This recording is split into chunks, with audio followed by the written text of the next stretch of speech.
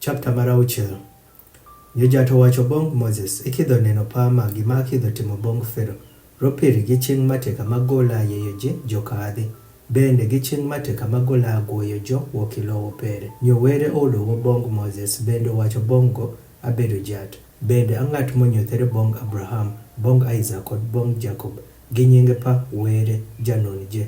To chango aking'ere bong jo gi nyinge paran wuon Jehova. Bende atieko gwito kovena paran gi jo ni ami jo lowo makanan lowo pa woch pa jo kama ed jo bedo joger iye. Bende atieko winjo thil pa nyithindo ma Israel ji paran ma jo Egypt jo ketho itwej. Bende atieko poyo kovena paran. Rogino wach bong nyithindo ma Israel abedo jat. Bende ala kelo win woko wuok i piny teng' pa jo Egypt. Bende ala kwanyo win wuok i twij pa jo. Bende ala donyo win gi chieng' moywawi kod gi ng'ide malom.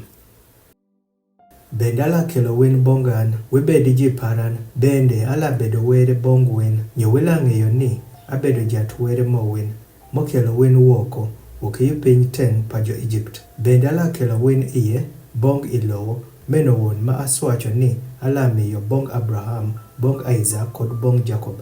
Bende ala miyo win lowo no obedi rui mo win abedo jat. Jo Moses oluwo ameno bong nyithindo ma Israel to jokwero winjo Moses rochend matie i juo pa jo kod rotwij mamith. Nyo jat oluwo bong Moses sano wacho kadhi iye luwi bong Fero ruoth pa Egypt nigo oyei nyithindo ma Israel jokadhi woko wokilowo pere. Jo Moses oluwo i wang' jat sano wacho neni nyithindo ma Israel nyaka jokwero winjo an jo Fero la winjo an nedi bong ma abedo dhano manigi dhik moko zuk. Jojat oluwo bong Moses kod bong Aaron bende go omiyo jo tat bong nyithindo ma Israel kod bong Fero ruoth pa Egypt ni jokeli woko nyithindo ma Israel wuok i lowo ma Egypt. Me amo bedo jowiye pa ot pa joba pa jo. Wuod pa Ruben janyuap pa Israel Hanoch kod Palu Hezron kod Kami. Me amo bedo dhame pa Ruben. Jowod pa Simeon Jemuel kod Jamin kod Ohad kod Jachin kod Zoha kod Shaul wuod pa dhako makanan. Me a dhame pa Simeon. Jo me a nyinge pa wuod pa Levi Malu reme pa jo. Gashon kod Kohath kod Merari. Nyo oro pa kopa Levi obedo oro 137. Wuod pa Gashon Libni kod Shemi Malu dhame pa jo. Nyo wuod pa Kohath Amram kod Izha kod Hebron kod Uziel. Nyo oro pa kopa Kohath obedo oro 133.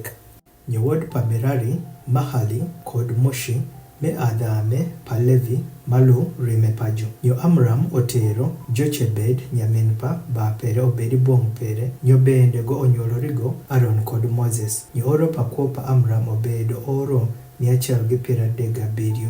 Nyo wuod pa Izha Kora kod Nefeg kod Zikri. Nyo wuod pa Uziel Mishael kod Elzaphan kod Zithri. Nyo Aaron otero Elisheba nyar pa Aminadab nyamin Nashon obedi bong pere. Nyo bende go onyuolorigo Nadab kod Abihu, Eliaza kod Ithama. Nyo wuod pa Kora Asir kod Elkana kod Abiasaf me adhame pa Jokor.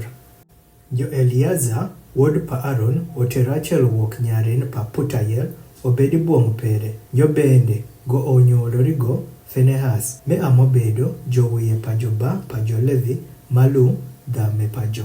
Me a Aaron kod Moses no bong ma jat owacho keli woko nyithindo ma Israel wuok i lowo ma Egypt sano welu geje pa jo. Me a ji moluwo bong Fero ruoth pa Egypt ni jokeli woko nyithindo ma Israel wuok i Egypt. Me a Moses kod Aaron no. Nyo bino bedo kuom ndelo ma jat oluwo bong Moses i lowo ma Egypt. Ni jat oluwo bong Moses sano wacho abedo jat luwi bong Fero ruoth pa Egypt kuom kis gimoro je ma awacho rin. Nyo Moses owacho e wang' jat nene abedo dhano manigi dhik moko zuk. Nyo Fero la winjo bong an nedi.